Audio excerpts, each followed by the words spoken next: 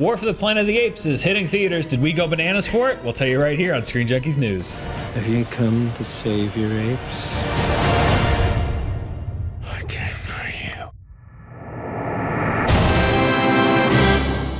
Hello, I am Dan Merle. And I'm Roth Cornett. I've got my banana on. Exactly, and we are reviewing War for the Planet of the Apes, which is, contrary to my terrible pun, not a funny romp, but actually a very serious movie. However, I think one of the better movies that I've seen this summer. Yeah, very little monkey business in the ape movies. See, yeah, we can't stop. We can't be stopped. Yeah. Look, if you've seen the first two films, you know that that's not what you're going to get here, and certainly you know it from the trailers.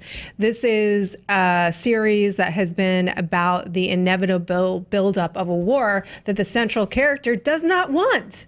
And that's kind of what makes this a fascinating series. It's not about a war that people are after. It's about a war that Caesar has been avoiding. Yeah. All he's ever really wanted was autonomy for himself and his family and his extended family. And I think you mentioned the other films. I think something that people need to know right off the bat going into this movie is I highly recommend that you watch if you haven't seen the previous two films. This is not a movie that's kind of a standalone where you can just jump right in and get everything. Like, this is very reliant on the characters, the story, the arcs that they've built from Rise of the Planet of the Apes and Dawn of the Planet of the Apes. So, first and foremost, if you haven't seen those movies, you're going to be doing yourself a big favor by watching them. And even if you have, I would kind of revisit them, rewatch and revisit them, because this kind of jumps in right off the end of the second movie, the Dawn of the Planet of the Apes from a couple of years ago. Yeah, it does. And the other thing is these are good movies, so you may as well enjoy them again. And it certainly, in terms of the emotional payoff, will help with you experiencing the full weight of that trajectory. Because like we're saying,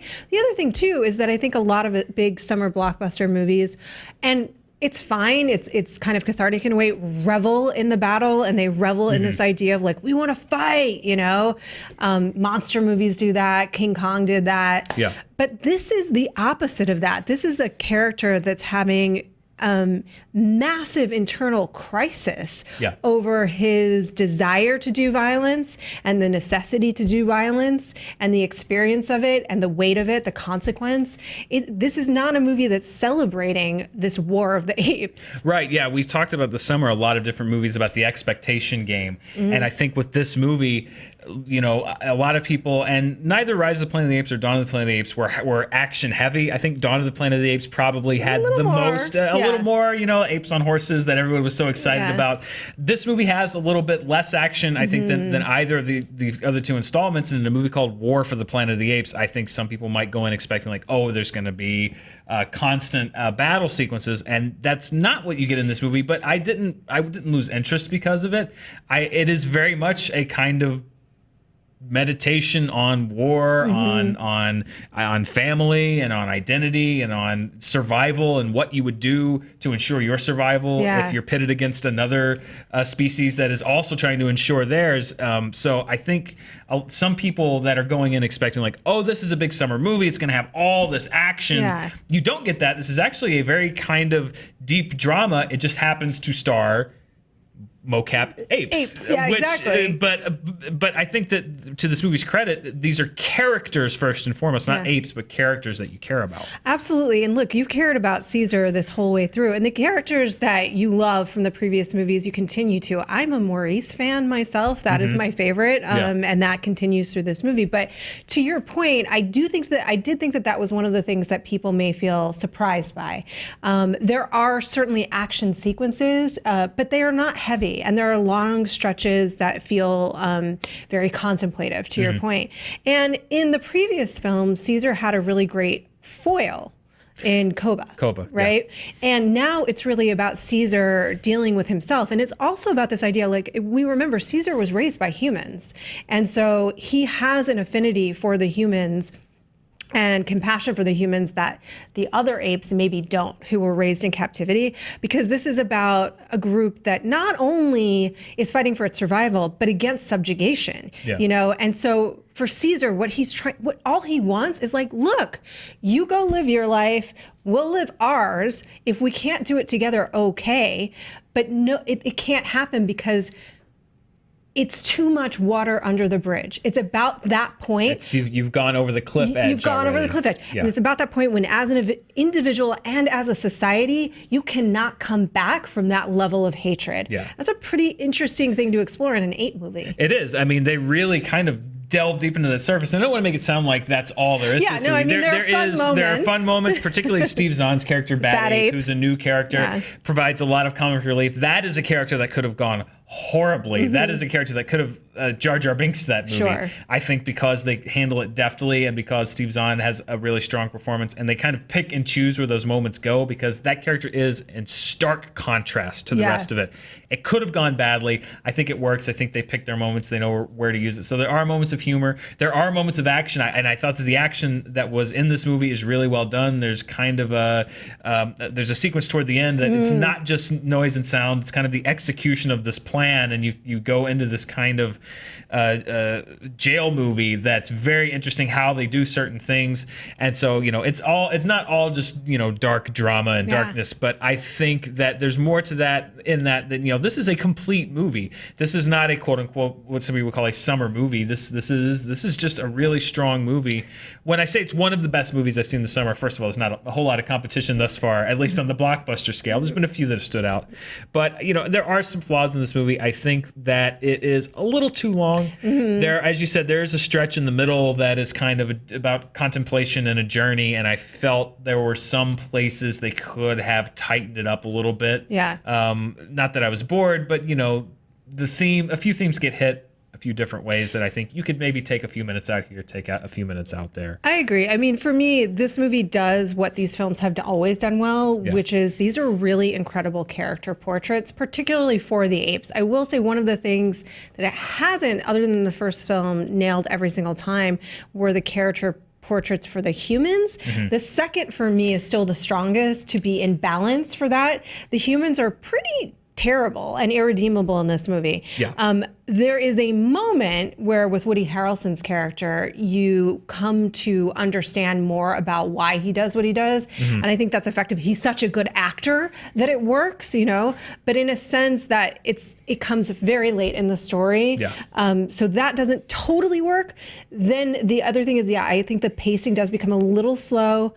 And though I liked Bad Ape, there were some moments where it felt tonally dissonant, but all of that aside, this is a very good, very strong film that is going to places most movies won't go in terms of the complexity of the look at the humanity of the apes. Humanity of the apes. Exactly. They introduced a human child in this film, which I thought sort of was that link between, hey, listen, it's not just human bad, ape good, which I enjoyed. What did you think? Again, kind of like with Bad Ape, you put a kid in the equation, and all of a sudden, with a big movie like this, that could spell trouble. I thought that they picked how they used her and the moments and the ways that they used her. She's kind of used in ways that you don't expect to advance the plot. That she is consequential to things that happen to a lot of these characters. She's not there to be the cute kid. She's there to kind of give us the way of kind of like we've seen how the humans see the apes now through Gary Oldman's character in the last film, through Woody Harrelson's character in this one. I think this allows for the audience to kind of experience this through a child's eyes, through someone who's not necessarily raised to fear them, who sees them just as other beings on this earth.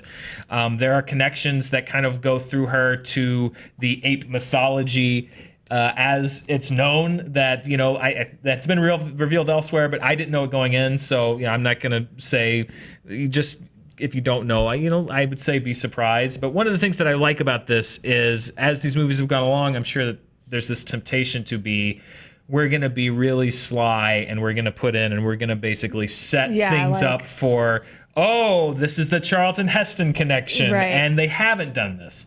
And that's what I like about these movies, is they exist on their own. They're not leaning on your memories of the original Charlton Heston movie and those subsequent sequels. They're telling their own story. Which so many of the kids have, as we know. There are a lot of people, I think. There are a lot of people that do. That they would say, like, we're going to pander to this crowd, to the apes crowd, and really kind of put in these clever wry references. Or and just I respect Easter eggs. Exactly, Easter eggs even. I respect that they're not doing that. That they're saying like, you know, yes, we are kind of tipping our cap to what's come before, but we're not going to really play into this thing of, oh, look what that is. You know, they're trying to tell their own story, which is really good. Yeah, I agree with you. And that is the one of the great benefits of this franchise, right? That it is self-contained. But I will say, though, it does leave the door open to a couple of different through lines and storylines moving forward. We won't say what those are right here, but maybe after the movie opens, we'll get into that a little bit. But even with that said, this still stands as a complete story and a complete trilogy that is really, truly about the evolution of this one character, Caesar. Yeah.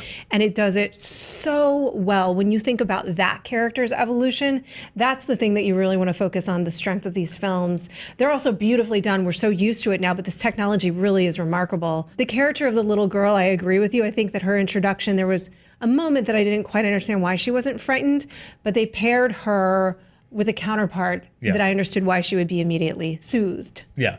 So Roth, bottom line, War for the Planet of the Apes. Should people check it out? I think we both agree yes, but, you know, last thoughts. Final thoughts is go see this movie. Look, this is a very worthy summer movie in and of itself. This is a strong end to one of my favorite trilogies of the last couple of years, one of my favorite franchises of the last couple of years. This is a really awesome character study. Don't go in thinking this is going to be a big, epic Civil War summer movie with a ton of action. It's not that, but still very, very worthy and enjoyable to watch. I agree. I highly recommend this movie. I put this a shade below Dawn of the Planet of the Apes for me, just because I think that Koba Caesar conflict was so strong in that movie. Having said that, it's not that far below. Dawn of the Planet of the Apes was one of my favorite films of the summer when it came out that year. This is one of my favorite films so far this summer. So definitely recommend that you check it out. Just a great movie. I don't think you have to caveat summer or blockbuster. Just a really strong movie, and especially if you've liked the previous two movies, if you're invested in the stories of these characters, it's a really great journey and a really great payoff. Thanks for watching Screen Junkies News. You can click, select, tap, whatever you want. The box is on screen to watch even more Screen Junkies News, and don't forget to click the logo to subscribe.